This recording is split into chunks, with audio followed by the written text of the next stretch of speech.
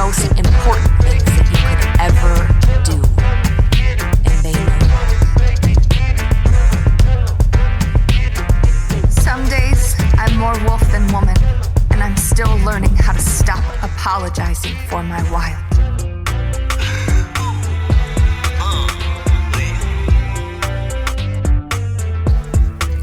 Welcome, wanderer of thought, to the garden of the mind, where dreams take root and seeds of awakening are sown. Here, we talk about everything from spiritual awakening, energy, astral travel, all the way to the collective energy, parenting starseeds, psychic gifts, addiction, and the human experience. What it means to truly ascend, from the magic to the mess, and how we are all navigating and alchemizing our way through it. A place where we have the space to remember who we truly are. I'm your host, Mandy Hayes. Welcome to Brain Flowers. Let's get to it.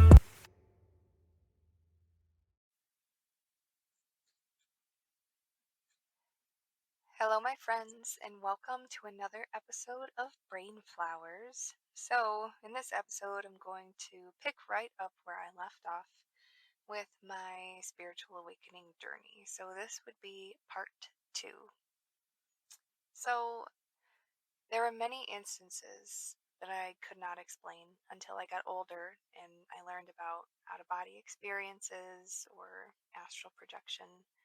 Spontaneous OBEs and astral projection is more like it. Two memories pop out to me more than anything. The first one was my first interpretation of flying. At my dad's house at the time, he lived in a townhouse, and we had a very long flight of stairs that were super steep. They were going up to my sister Audrey's room, the bathroom, and my brother's room. And, all of this was on the second floor. I can so clearly remember starting at the top of the first step and gently gliding along in the air, like I took a giant slow motion leap and landed safely at the bottom of the stairs. I would do this so often, but the thing is, I don't really remember trying, I just remember doing it. It made me so happy. It wasn't until I went to show my sisters one day what I could do. It was because it was so magical and amazing, and they laughed at me. They're like, "You can't do that. What are you talking about?" I remember it felt different this time, but I went to do it anyway because I wanted to show them what I could do. So we were all at the top of the stairs, and they were standing at the top, and what happened? I felt as heavy as a rock, and I landed on the third to the last step, and then I rolled down the last few steps and tumbled into the end table at the bottom of the stairs, breaking my stepmom's vase. I don't remember experiencing the gift of flying down the stairs ever since that moment. I also had an instance in a fast food drive-thru. I was in the back of the car with my mom, my stepdad, and my two sisters. We were going to get McDonald's for dinner. It was dark outside. I was sitting in the middle seat between Amanda and Casey. I wasn't doing anything in particular. I was just patiently sitting there, daydreaming, when I felt the top of my head touching something. It was the top of the car. My head was touching the top of the car. I could clearly see into the rearview mirror in front of me. No one said anything. No one said, "Mandy, get down from there. What are you doing?" No. The next thing I knew, a few moments later, we started driving and I was back in my seat, snug between my sisters, struggling to look up into the rearview mirror that I once could just see so clearly a few minutes prior. It wasn't until I was having a conversation with a really good friend, Nadia, at work about strange experiences that we had as kids. And then she helped me uncover something truly magical. These memories that stick out to me so clearly that over a long period of time I made myself believe maybe it was just my imagination.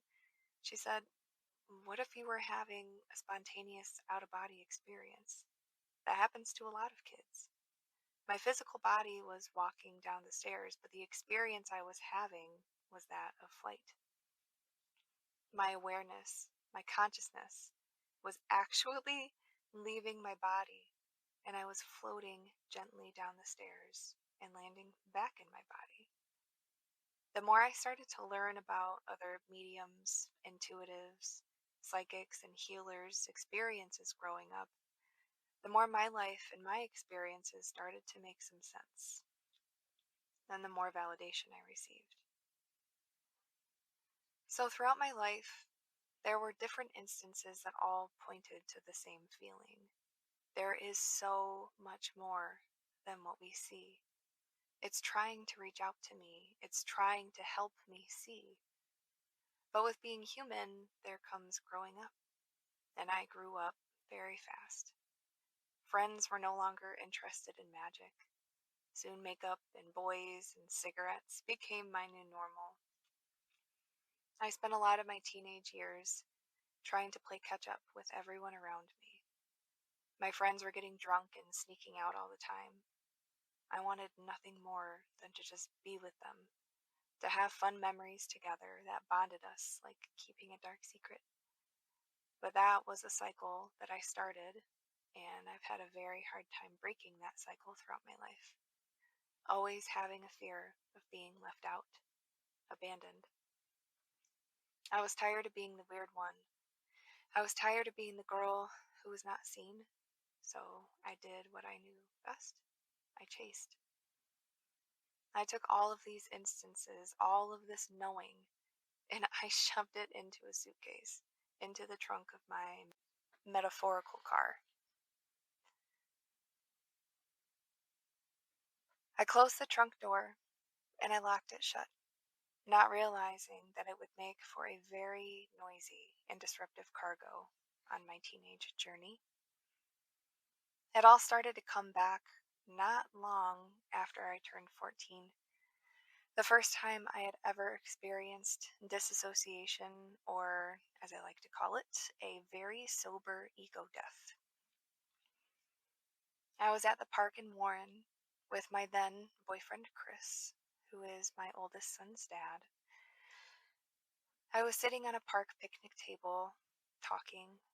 We were debating on walking up to some adults sitting under a pavilion to see if they would bum us a cigarette.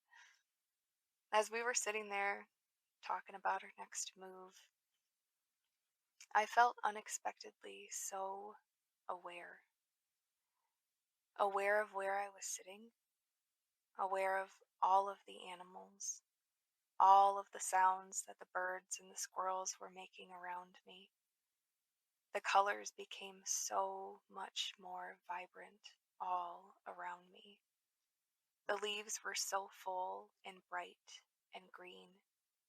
The sun was beaming down on me like gentle rays of soft light. I felt my ears open up for the first time. Like a blockage had been there since birth and it just dissolved and I was hearing for the first time is what it felt like. I became aware that my name was Amanda. I became aware that my physical body felt so light, and I could feel the difference in density for the first time in my life.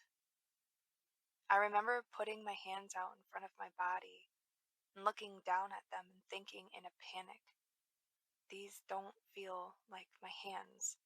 I know they're mine, but they don't feel like me. My heart started pounding out of my chest. I was trying to keep my shit together in front of my boyfriend, and I took a few deep breaths and reminded myself of who I was and where I was, and that I was alive and everything was okay.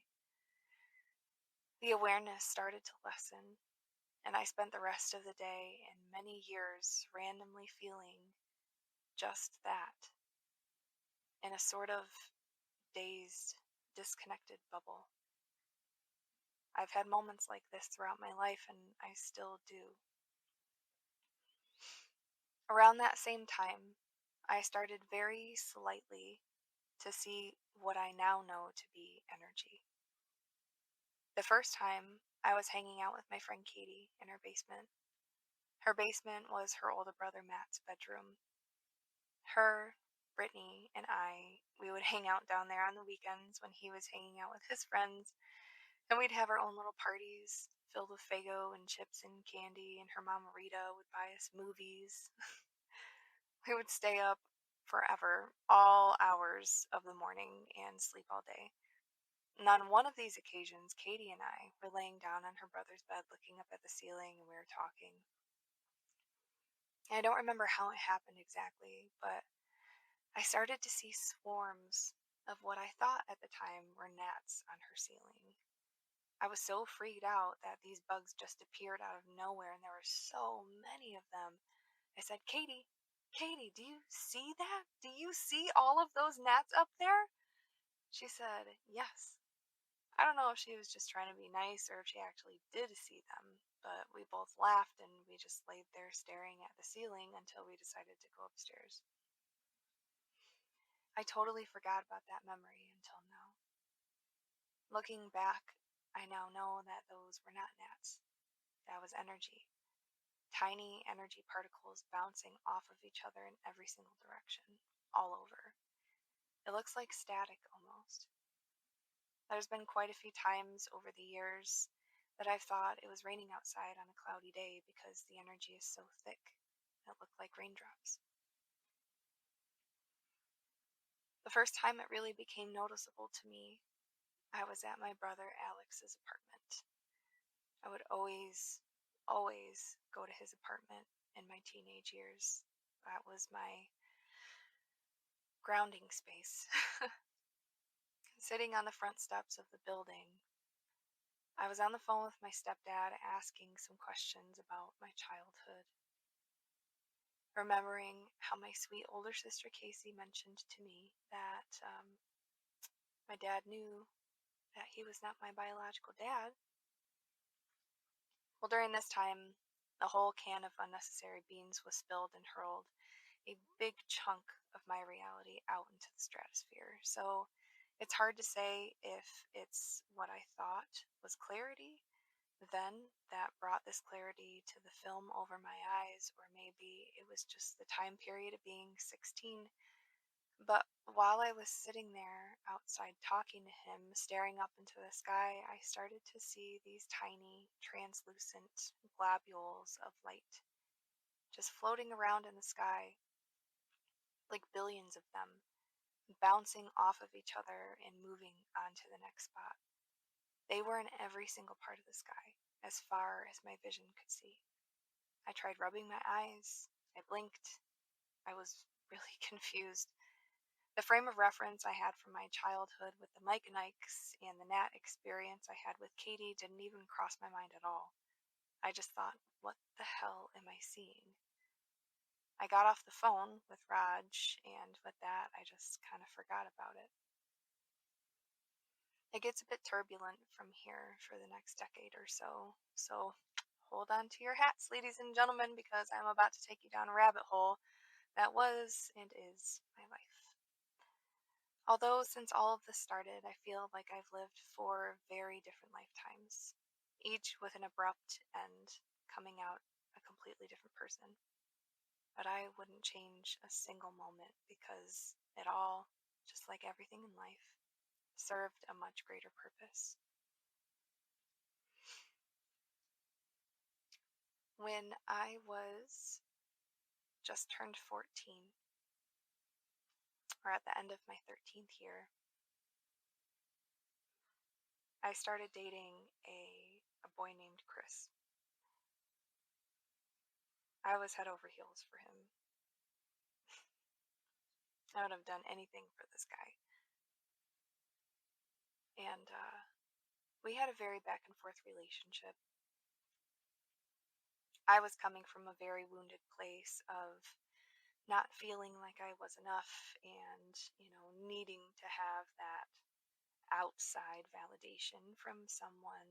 And his family seemed like they were very, very close. And he was, for all intents and purposes, the leader of the pack. And when he, air quotes, chose me, I felt like I was seen. Little did I understand at the time that he was also coming from a very wounded place, a place where he felt like he needed to prove himself, not to just his family, but also to his friends and to me and to everyone. He didn't let anybody close. And I saw this big, bright, beautiful light in him. And although he didn't see it, I thought with time I could help him see it. I could help him. I was very young and naive, and it wasn't until I got older and got out of my second long-term relationship that I realized that you can't help people see that if they don't want to see it for themselves. You can't change people. They have to want to change. So skip forward a couple of years. When I was 16, during a very turbulent summer, breaking up with Chris, finding out about the betrayal of my, at the time, one true love, and living through the parade of mind games him and my so-called best friend at the time played for months on end, I plummeted into a summer of drinking and not taking care of my emotional health at all. That's when the seizures started. Now, hindsight is 2020. We grew up together thinking we knew everything about love and life, like every teenager does. I felt abandoned by my family, and in a way, so did he. We clung tight to what we knew, each other, running, chasing, alcohol, drama. Can you say codependent? I didn't know it at the time, but I was an empath, so when I felt deep, and it cost me a lot. He was just a kid too, a kid who just wanted love and acceptance, was afraid to ask for it or act on it. He was forced into the role of the leader, the bad boy, which he played very well. I would have done anything for that boy. I chased him from sun up to sundown. No matter how many times we fought, no matter how degraded he made me feel, no matter how many times he pushed me down and spit on me or trashed my car or made me feel like I was nothing without him, at the time, he was my world. He was the one person I felt closest to. I had friends, and some friends I had for a very long time, but there was always something, like a rubber barrier stopping me from forming a super strong bond with people. I didn't have a problem getting close. I did have a couple people at different intervals when I was young who I became very close with for a year or two at a time, but it always seemed to be them who wanted to leave and move on, or just silently crept away until the distance was so great we just didn't see each other anymore. I just always assumed that happens with life, with people. And the moment I met Brittany and Katie, we became friends almost instantly. That was in 6th grade, 7th grade. I think it was 7th grade. But there was always a special bond between Katie and Brittany. And that bond would always stay between just them. I had my place connected to the circle, but just outside of it. In 6th grade, we created our own imaginary boyfriends. Katie was the one to start it, and then Brittany created hers, and then me, which sounds so silly right now, but it really was an incredible experience, because I didn't realize it at the time, but this was my first experience with astral travel, which was very crazy. So Katie's boyfriend's name was Bob. Mine was Tyler, and Brittany's, I don't really remember Brittany's boyfriend's name, but I do remember drawing all the little characters we created on a piece of paper and sticking it to the front of my binder at school. Tyler had dark hair down to his chin. He liked to wear black shirts and baggy jeans. And me and Katie and Brittany all talked about the house that they lived in together, what it looked like, and where everyone's rooms were. And at night in our own separate houses, we would talk on the phone about going to visit them in our dreams and talk about visiting each other and how we would all hang out. And then the following day, we would talk about the dreams that we had and what our boyfriends and us did. And looking back, I'm really grateful that my friends had such a wonderful imagination, especially at that age. Um, they kept mine going and going and going, and they helped me realize a great part of myself. I had no idea I was going to use so much of my imagination in the future as I do now. The crazy thing is that when we would come together the next day and we would talk about what the different parts of the house looked like and what we did, it was it was crazy because sometimes it was actual dreams, and then sometimes we would just like kind of put ourselves in these spaces and like daydream before we went to sleep, and then remember that when we woke up, and then that's what we would talk about. But everything looked the same to all of us. Sometimes, well, a lot of times when we would discuss these things when we'd go to school, like Brittany or Katie would have an experience that I saw them doing in this astral realm that we created. And they would do the same thing with me. And it was like we all really were there. It was nuts.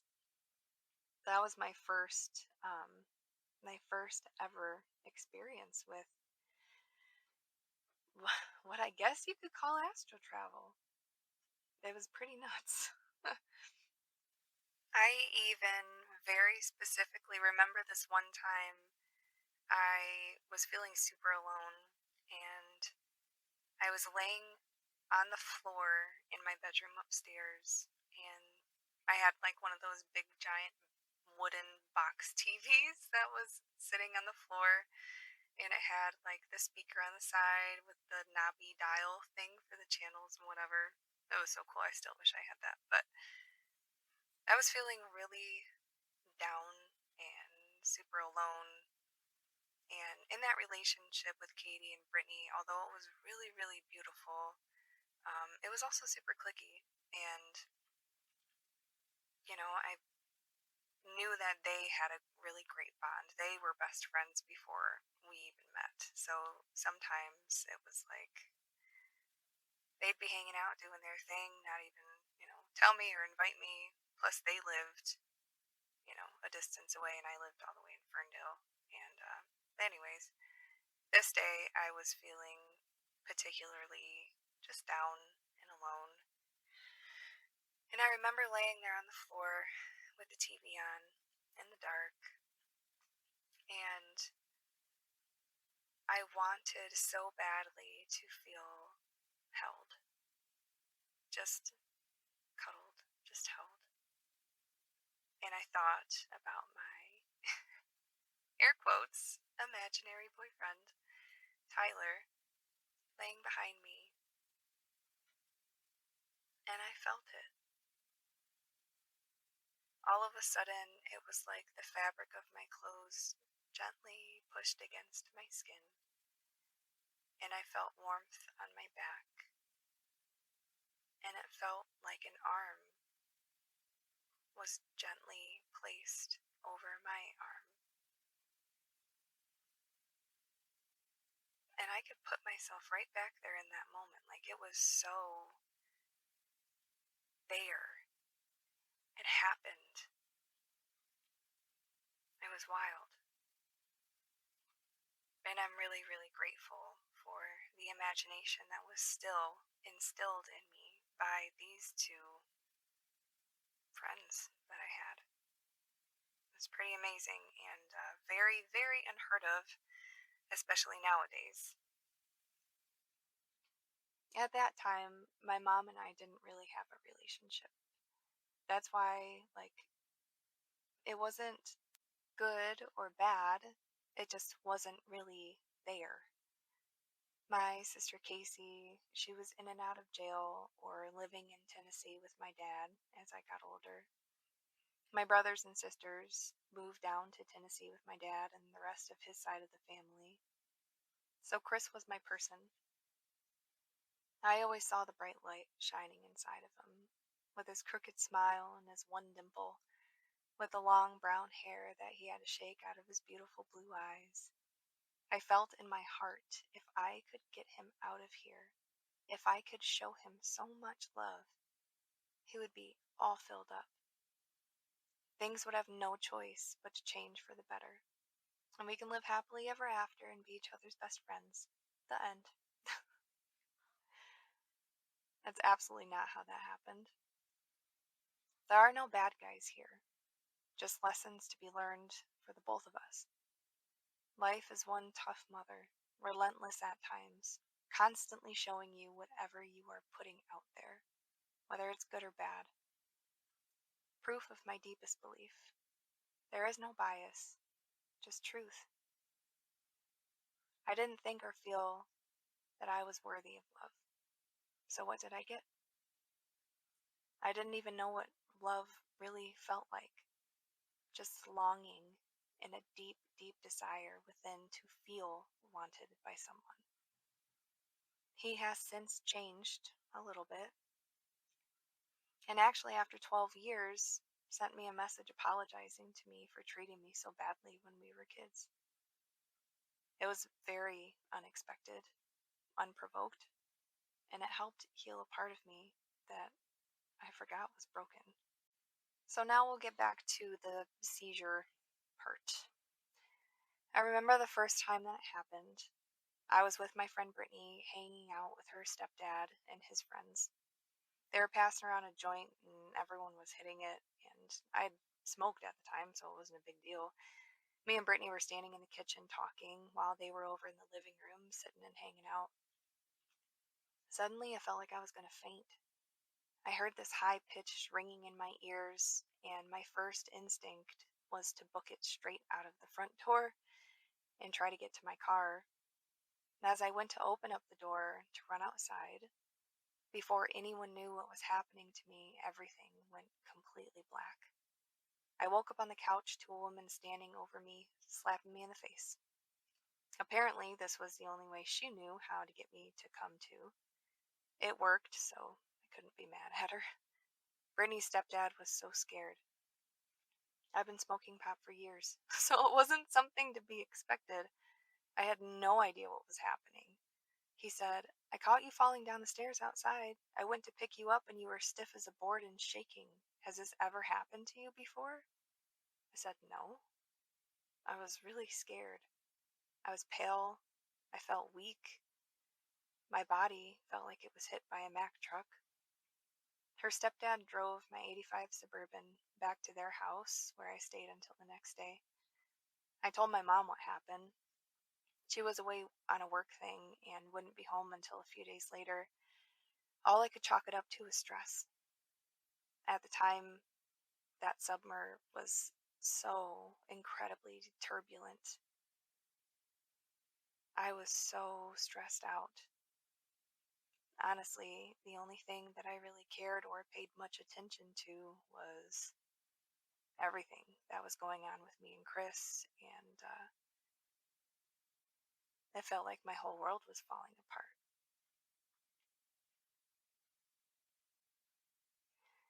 I didn't know what happened, or if it would ever happen again. That was the first time I really felt out of control with my body. Needless to say, I didn't like it one bit, but just threw it in the back of my mind like any young kid would do and carried on with my life. A few weeks later, after some more chasing and making up, Chris and I went to go hang out with some friends down the street from his buddy Jeff's house. It was summer, and all anyone did, it seemed, my age or not, was driving or riding our bikes down the strip of MacArthur and Warren, trying to find something to occupy our time. I was standing in a circle with me and Chris and a few friends in their kitchen. We're talking and listening to music when all of a sudden I felt like I was going to faint. I turned to Chris and everything went black. I turned to him in disbelief that this was happening again. I reached out my hands for him to grab me and pull me back, but I could hear him yelling at me, "What are you doing?" I heard a high-pitched ringing in my ears and I felt myself hit the floor. When I woke up, the owners of the house, these dudes from Southwest Detroit, were trying to shove a cheeseburger in my face. That was their way of helping, which I guess was a lot better than slapping me in the face. Everyone looked really freaked out. I couldn't make my words. I had no idea what happened. One by one, they were crowding around me saying, "You turned blue, and you were flat as a board, and you were shaking. Did you take anything?" I was so shocked. I can't believe this was happening again. I said, "No, I don't do that. I don't take stuff." But the words weren't able to come out. Come to find out later, the guys were getting ready to throw me into a dumpster, thinking that I OD'd. At the time, I've only heard of such things in horror movies. By this time, my mom was notified about me having convulsions and passing out twice. She didn't take another second before scheduling a doctor's appointment with high hopes of figuring out what the hell was going on with me. A few doctor's appointments, blood tests, and EEGs later, I was diagnosed with hypoglycemia and epilepsy.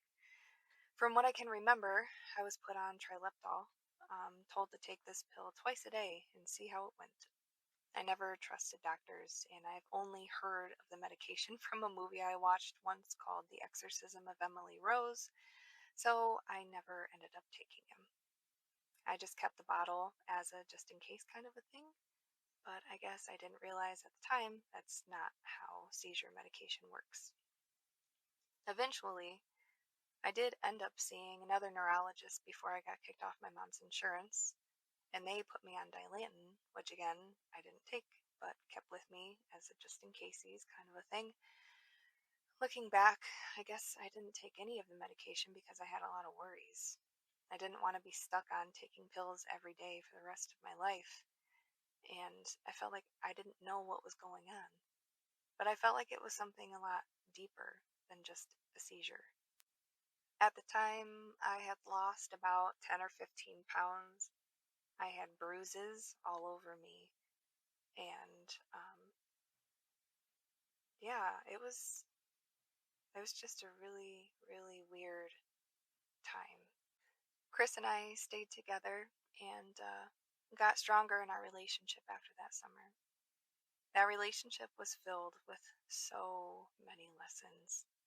Both of us came from broken places, not even realizing the damage that we were causing to each other and the inevitable actions that would impact us for the rest of our lives.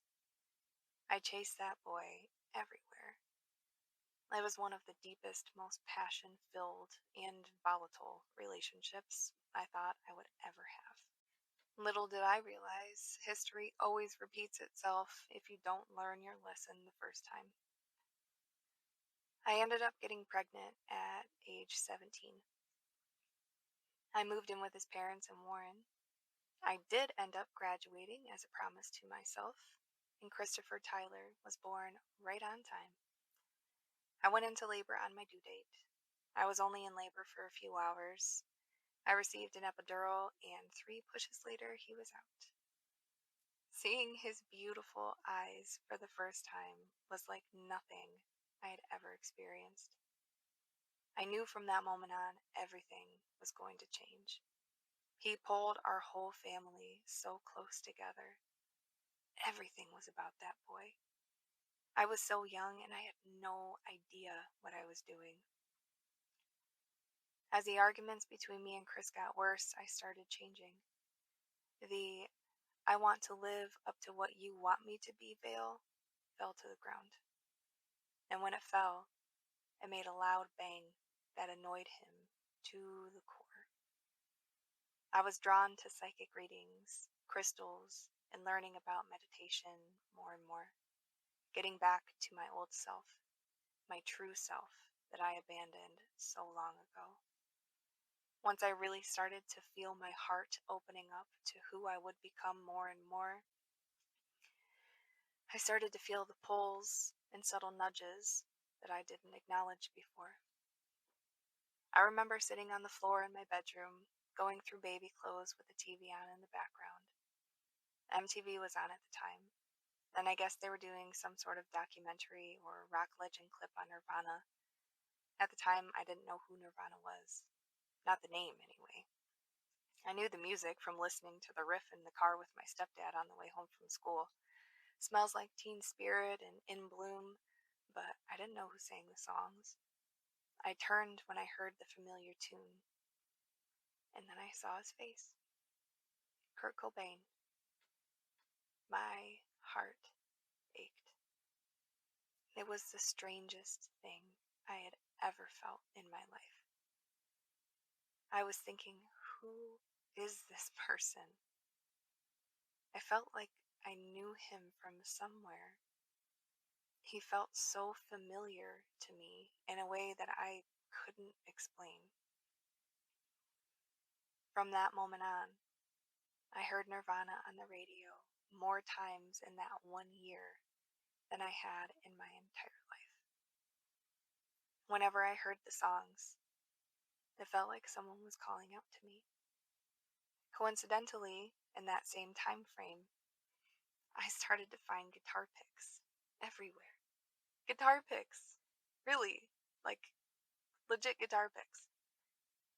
On the sidewalk, on the counter at Speedway where I worked, in my bedroom, knowing damn well no one in that house played guitar, let alone owned one.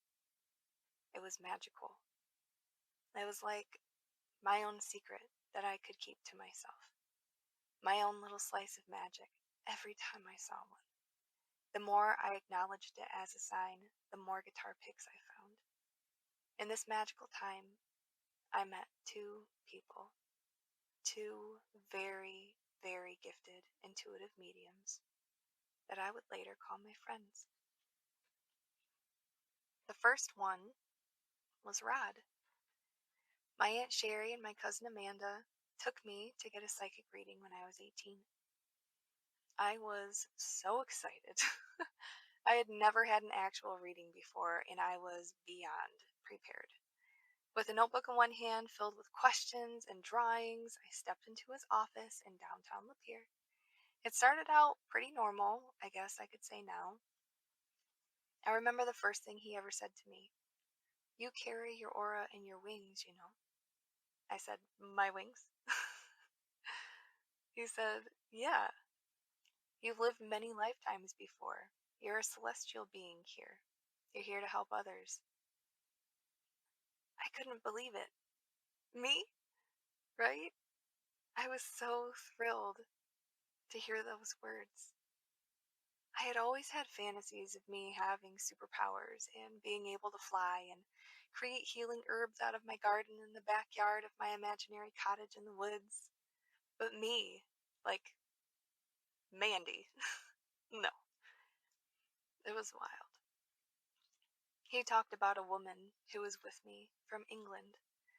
He said, "Oh yes, a burly woman, if I might say, brown, short hair, a Rosie the Riveter type.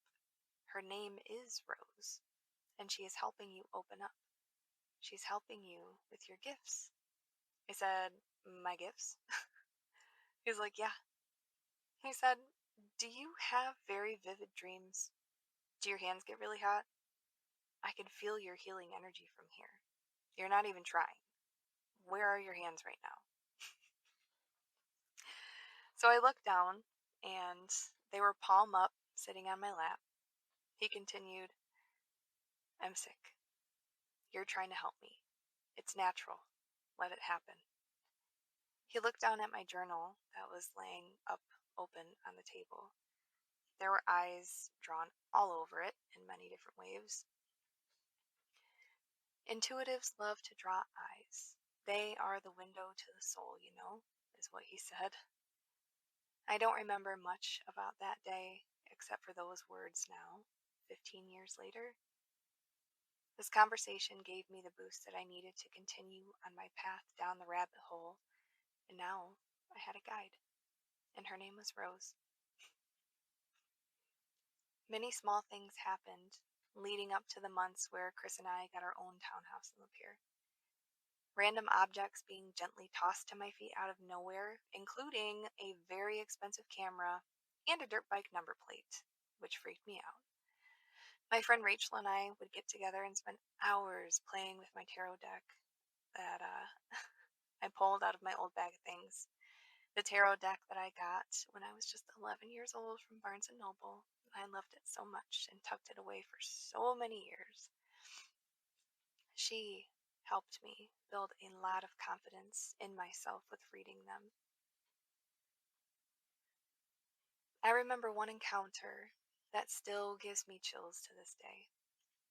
So, everyone in the house was gone, except for me and Chris. And Christopher, he was just a tiny little guy. He was only a few months old. He was in his crib.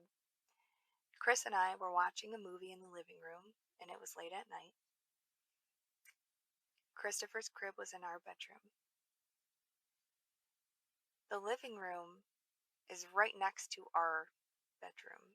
So it was like the living room. Behind the living room was just a teeny tiny hallway going horizontally, and then our room was directly like right across that hallway. So Christopher started crying, so I got up, I made him a bottle, I made my way back into our bedroom to feed him.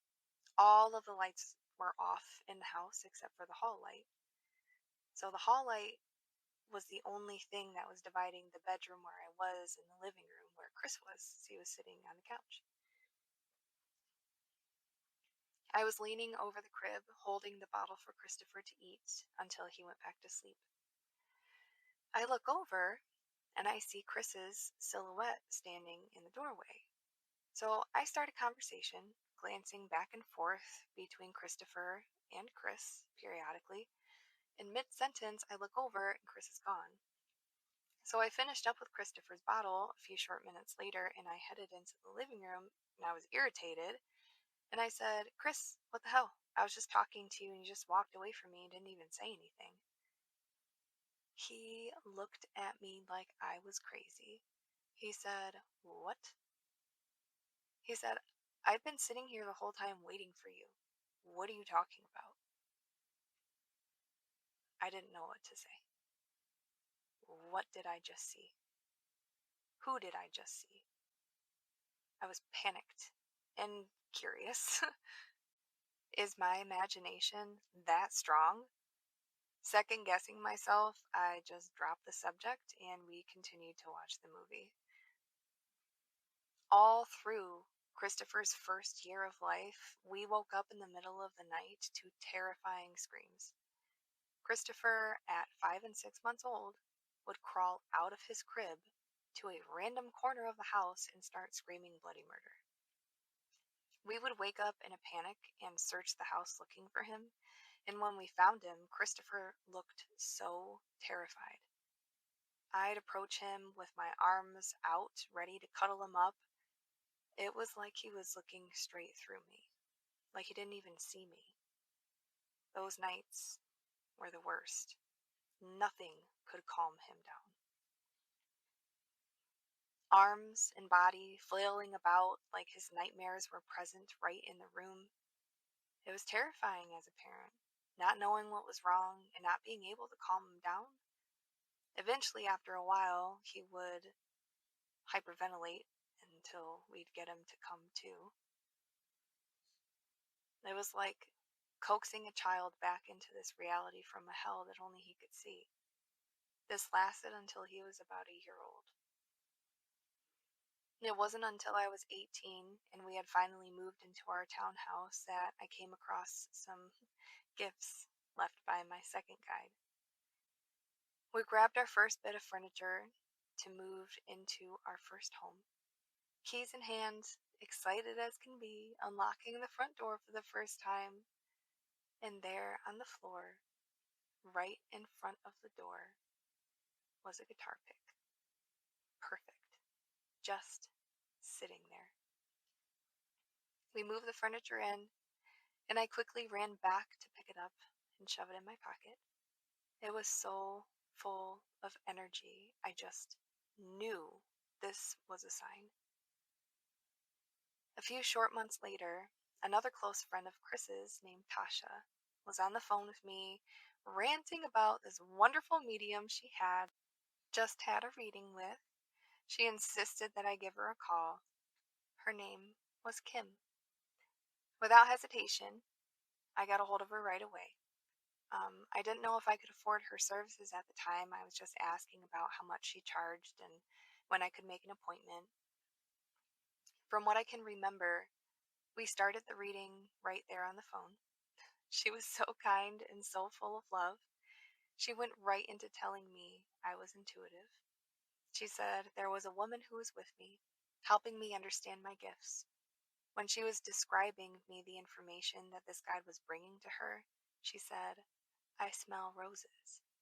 Not any rose. She brings you a yellow rose." That was her name. That was all that I needed. I was hooked. As far as I can remember, we ended the call shortly after that. She didn't even charge me, but instead asked if she can come over and have a talk. Around this same time, I started having spells of disconnection again. I couldn't get enough sleep. My son was just a year old. I worked at the Speedway about 20 minutes away from our house. Chris was working full time. I had the hardest time waking up in the mornings. When I worked in the evenings, I started to feel like I was in a dream. A constant dream where I could just float away at any time. It filled me with panic and anxiety. The arguments grew stronger and louder and more intense and emotion-filled every day. At this time, I remember my hands would get so hot that small blisters would appear on my palms.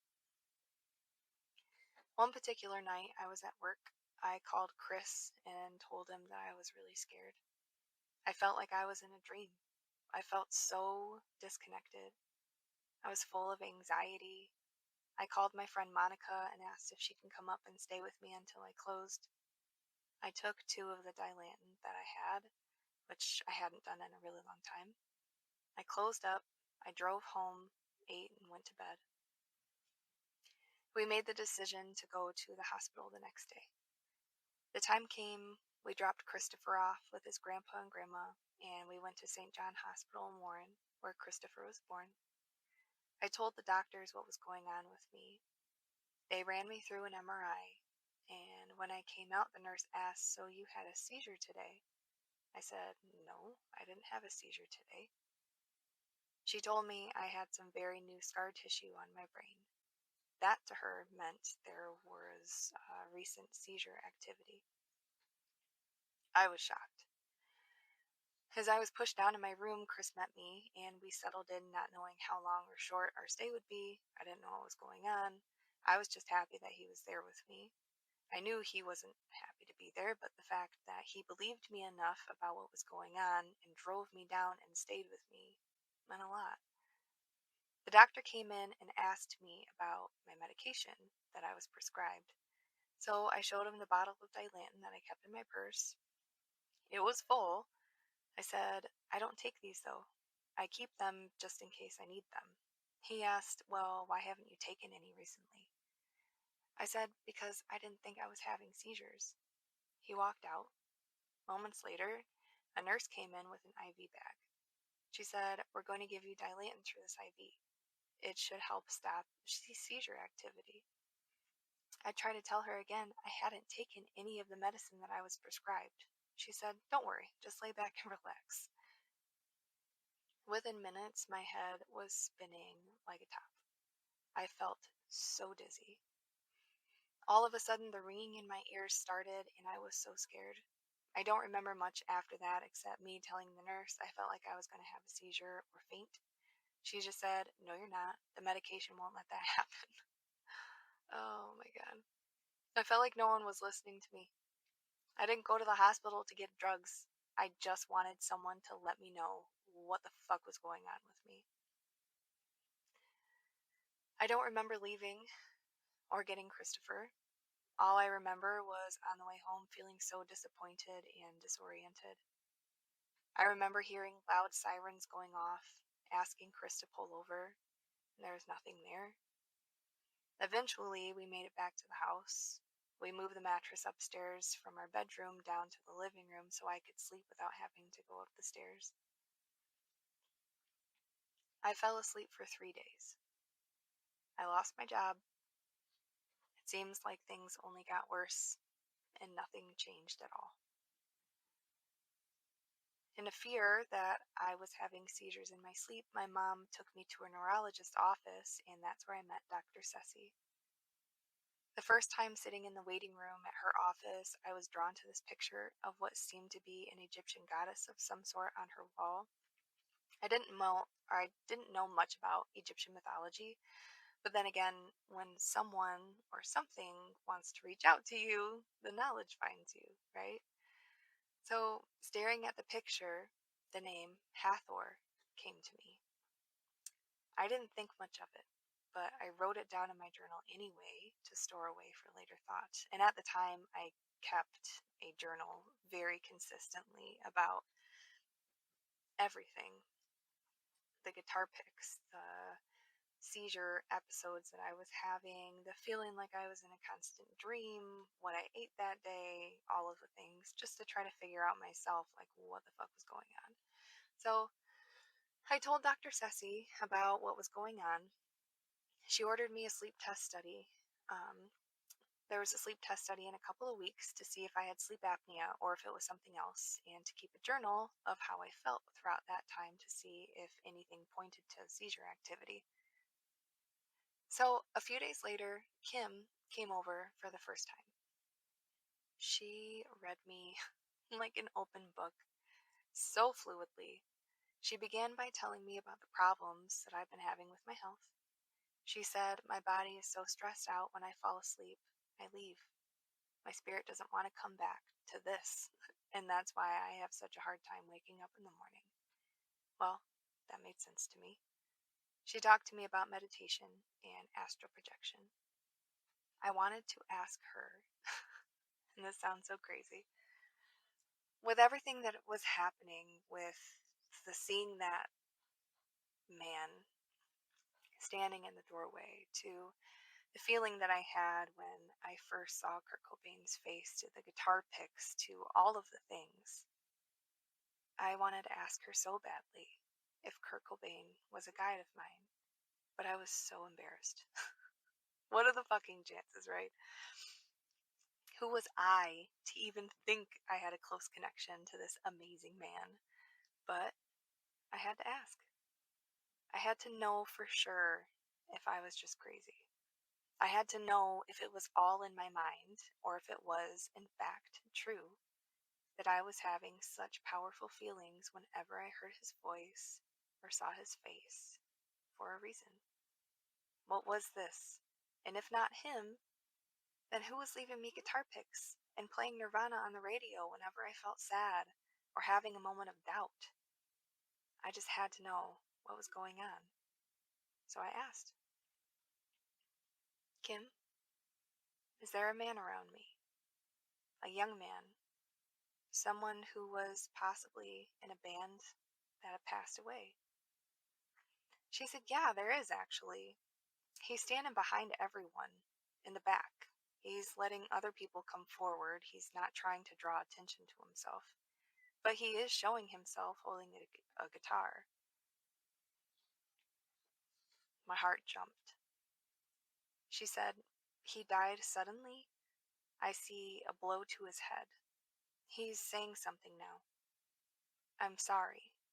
I'm so sorry to everyone. Like he didn't know what he was doing. Now I had the confidence to ask straight out. I said, I think it's Kurt Cobain. She smiled and said, no. I remember Kurt. He was the lead singer of Nirvana, right?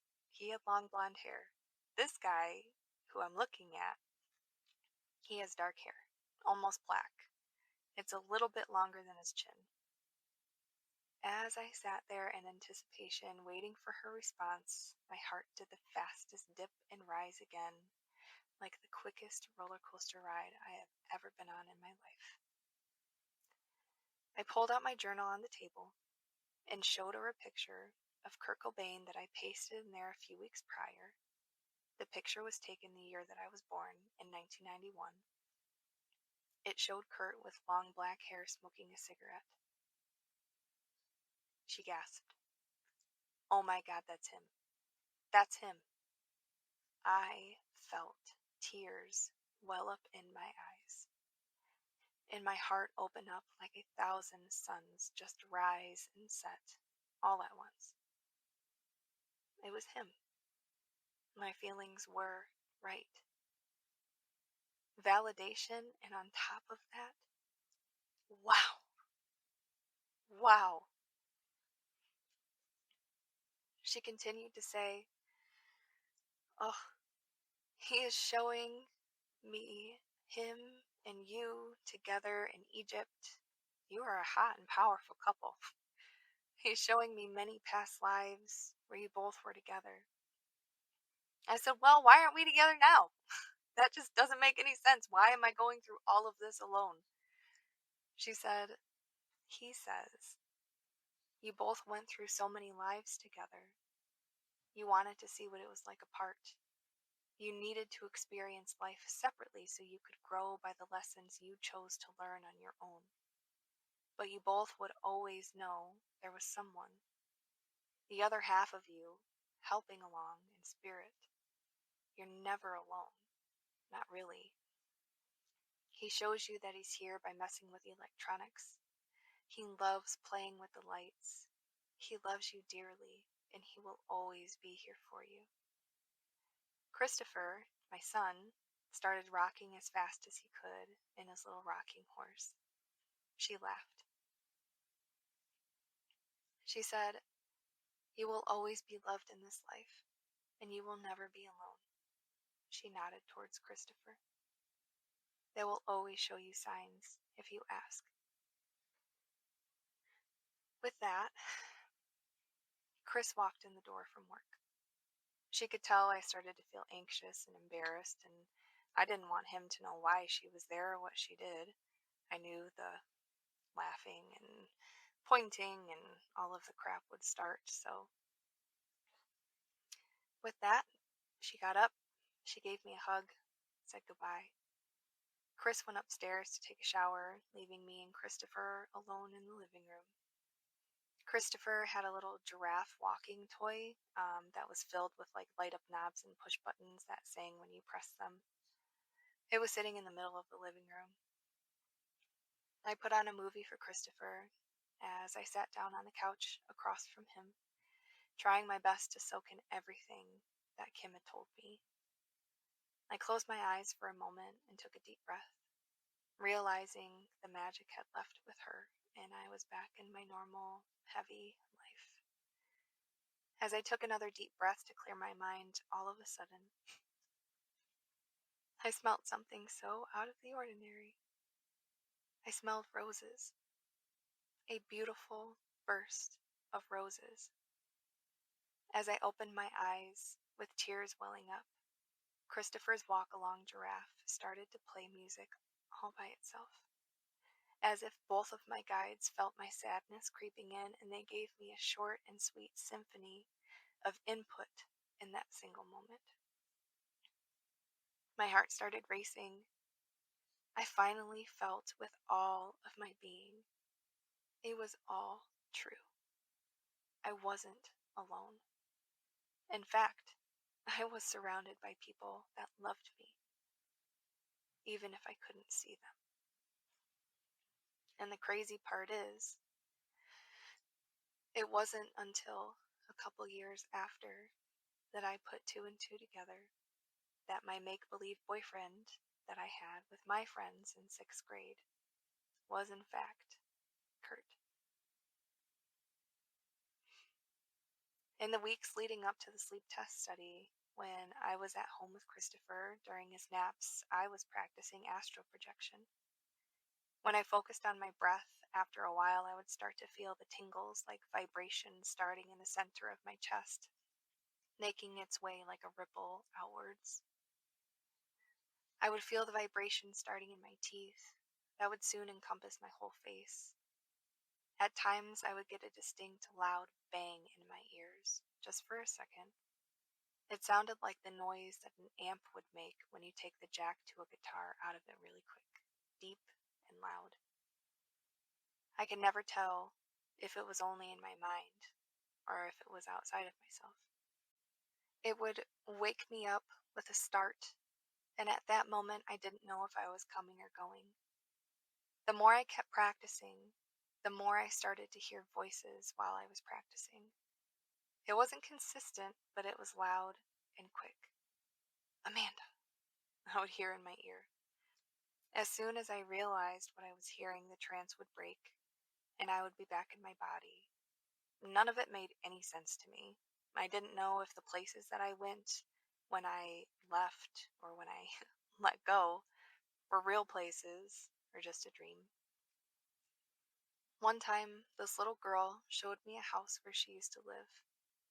I was me, and she was a ghost. Everything was gray and blue. The home was dark. I felt a male presence, but I don't remember seeing anyone besides her. I woke up and thought, well, what am I supposed to do with that? I never did find out. But little random things like that would happen all the time. When the sleep study test came, I was actually pretty excited. I was excited to spend the night in a new place by myself with no interruptions. I was excited to finally figure out what was going on with me. I was just happy to feel like I was making some progress in the right direction. I arrived at the sleep clinic in Lapeer, happy and nervous. They were so accommodating and nice. I was told I was going to spend the night there, and I was going to stay that night, and if they found that it was sleep apnea that was causing disruptions to my sleep cycle, then I would leave in the morning, and if it was something else, I would stay the whole next day to figure out what was going on. I got hooked up to an EEG machine and was told to lay in the bed on my back. They would monitor my sleep throughout the night, and then we'd go from there. It was kind of hard to fall asleep, I had to say, without Christopher with me and just being in a strange place with electrodes hooked up to my head, but eventually I did. When I woke up the next morning, I was told sleep apnea was not the issue and I needed to stay the rest of the day. So I gave Chris the call and I got myself comfortable. I packed my laptop, my journal, and some books. During the day, I needed to take 3 different naps. Each nap 30 minutes long with 2 hours in between. I remember the second nap. I couldn't fall asleep. The lights got turned off and the door closed. I laid there, totally still, relaxed my body, and focused with my eyes closed on the center of my forehead. I remember seeing these big blobs of black and purple floating in the air around me. They were moving so intelligently, in and out of each other, further and closer to my face, like they were trying to make themselves known. I remember hearing what sounded like someone walking alongside my bed in sneakers so loudly. It lasted for a few minutes and then it stopped. I laid there focusing on the blobs of purple and black moving about. Before I knew it, the nurses were turning the lights back on and asking me to wake up. I opened my eyes quickly. The nurse asked if I thought I had gone to sleep. I said no. She walked out and said I was to do one more nap before I left. She'd let me know when I needed to go to sleep again. The day was done. I left the sleep test study feeling accomplished and surprisingly rested. I made my way home, and we all slept together in the living room that night, which was really nice. That night, I dreamt of meeting with Dr. Sassy, and in the dream, we were in her office, and she was showing me the results from my sleep test study.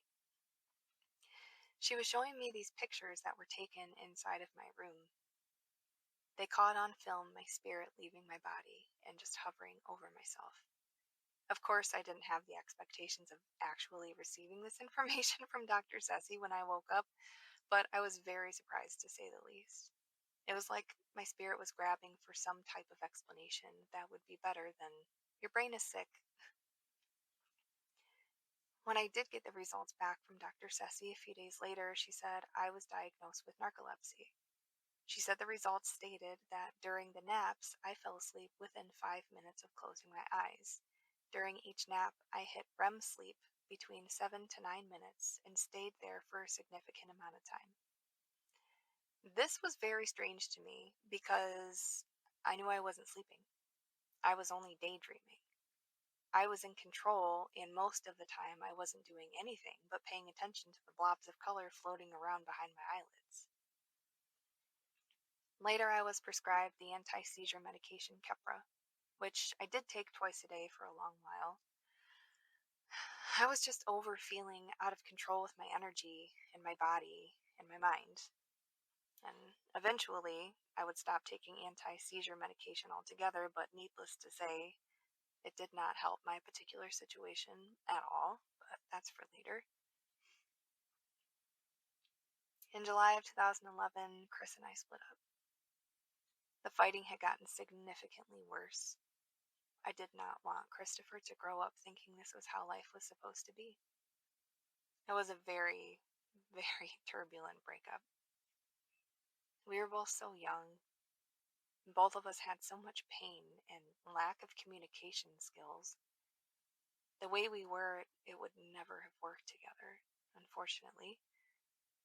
I moved in with my stepdad, back in my childhood home in Ferndale. He moved back and forth between his mom's house in Warren and his dad's house in Imlay City. And this is where I'm going to stop for today because that's a chapter in itself for sure. I can say it's been a really crazy ride. And with the whole seizure thing, I haven't had a grand mal seizure since I was 18. Thank God. But the petite mal seizures or the times of disconnection, which I will explain later on, I found the Western world considers them seizures, but there's a lot of parts of the world that don't. Those other parts of the world make sense to me. I feel right. Thank you guys for sticking with me for this long. I know it's been a story, that's for sure. That's why I feel like I've lived 4 different lifetimes already. But the fact is, I wouldn't change anything for the whole world. Right now, being with my most amazing man and my wonderful, awesome kids and the beautiful family that came with him and my family and where we all are now, it's exactly where I need to be. And I wouldn't trade that for the whole world. So I'm going to give all of this a break, and I will continue episode 3 for my spiritual awakening journey at a later point after we dive into some other cool things. So just so you guys know, I am so grateful that I was a guest on Amy Belair's podcast called Third Eye Awakening, where she gave me 3 Akashic readings that were recorded, and she is playing on her podcast so nicely. So she is such an incredible person. I just can't even with her. She's awesome. And you guys should definitely go check it out. It's super interesting. If you're interested in her Akashic reading, she also does advertisements for her classes and the things that she's offering over on her podcast. And I think she's also running a contest right now to enter to win a free Akashic reading, which I might say they're pretty incredible, and she goes super deep. So if you're interested, definitely go check that out. So thank you guys so much. Until next time, we will be talking about some other super cool things. So please stay tuned, stay grounded, my friends. Live in love, live in light. I appreciate you guys so much for all of your listening and just being here on this journey with me. It is so exciting. And honestly, like being able to tell my story, which this is a spiritual awakening story, so it's like all about that, but also there's some very intimate details in here that I have literally shared with like one or two people in my entire life. It's very liberating. It is very liberating. And if this is not gonna open up my throat chakra, I don't know what will. So I'm happy that you guys are here for it. Thank you, and I love you all so much. Until next time. Thank you so much, my friends, for sharing your time, space, and attention. If you like what you heard, please feel free to share with your friends, like, subscribe, comment, and leave a review. As always, I offer Akashic readings, tarot readings, energy readings, Reiki sessions, and QHHT sessions. If you're interested in booking a session with me, either online or in person, please feel free to visit my website, lemonsageandlavender.com. The energy exchange of your time and attention mean the world to me.